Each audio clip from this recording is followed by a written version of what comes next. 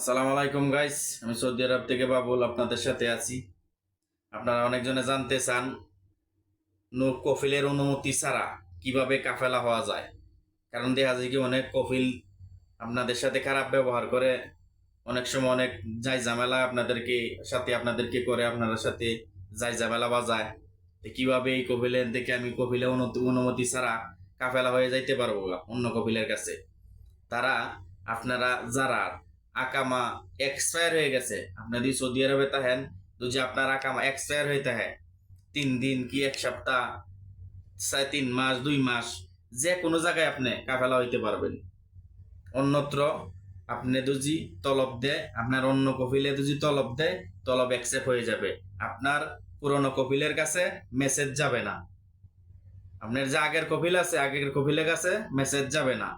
আর যদি আপনি একদিন তাকে আপনার আকামার মেয়াদ, একদিন আকামার মেয়াদ তাহলে আপনার কফিলের কাছে তলব দিলে মেসেজ যাবে। দেখা যায় কি আকামা এক্সপায়ার আপনার হওয়ার পরে 3 দিন পরে আপনাকে তলব দিতে হবে। যদি আপনার একদিন এক্সপায়ার হয়েছে আপনার তলব দেন, তাহলে আপনার আগের যে কফিল আছে এই কফিলের কাছে মেসেজ যাবে, হয়তো আপনাকে কফেলা হইতে দিবে না। এইগুলা মাথায় রাখবেন। কারণ 3 দিন পার হওয়ার পরে আপনারা কাফেলার তলব দিবেন, এর আগে তলব দিবেন না।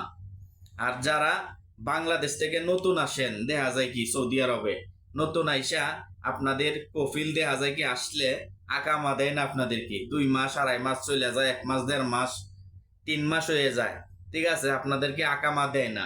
আপনারা ভীষণ চিন্তায় থাকেন কিভাবে কাফেলা হওয়া যায়, মালিকের দিয়ে আইসি অন্যত্র কিভাবে কাফেলা হব।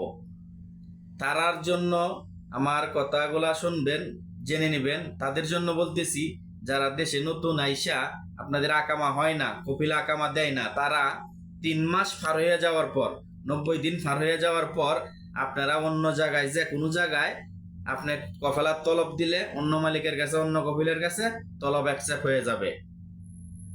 আপনার অন্য পুরান কফিলের কাছে আপনার কাফেলার তলবের মেসেজ যাবে না। 3 মাসের আগে কফেলার তলব দিলে আপনার কফিলের কাছে মেসেজ চলে যাবে, হয়তো দিতে চাবে না, আপনাকে ছাড়বে না। কিন্তু 3 মাস পরে আপনি যদি ওই আকামা আপনাকে না দেয় বানায়া, 3 মাস পরে আপনি যে কোনো জায়গায় অন্য কফিল ধরে কাফেলা হয়ে যাইতে পারবেন। এর আগে আপনি পারবেন না। কারণ কথাগুলো মাথায় রাখবেন। 3 মাস পার হইতে হবে। 3 মাসের আগে যদি আপনার কাফেলার তলব দেন, আপনি কোনো সময় হইতে পারবেন না। এই কথাগুলো মাথায় রাখবেন। কোনো সময় আপনার কাফেলা হইতে পারবেন না। আর যারা এই যে 3 দিন যে বললাম, 3 দিন পার হইলে আপনারা কাফেলার তলব দিয়ে দিলে কোনো জরিমানা কোনো কিছু আসবে না। আর যারা আপনারা 3 মাস পরে কাফেলার তলব দিবেন, 1 দিন 2 দিন পরে 3 মাস পার হয়ে গেলে তলব দিবেন, কোনো জরিমানা কোনো কিছু আসবে না, আপনার লিগালি পয়সাটা আসবে। এগুলা মাথায় রাখবেন। কারণ সৌদি আরবে এইগুলা নিয়ম কারণ যেভাবে বললাম এভাবে আপনারা নিয়ম কারণ মতন করলে আপনাদের কোনো ক্ষয়ক্ষতি হবে না। তো অবশ্যই ভালো থাকবেন। যারা ভিডিওটা দেখবেন শেয়ার করে দিবেন সবার মাঝে দেখার জন্য। অবশ্যই আমার চ্যানেলটাকে সাবস্ক্রাইব করে দিবেন। আর আপনারা কি জানতে চান কমেন্টে জানাবেন। তো সবাই ভালো থাকবেন।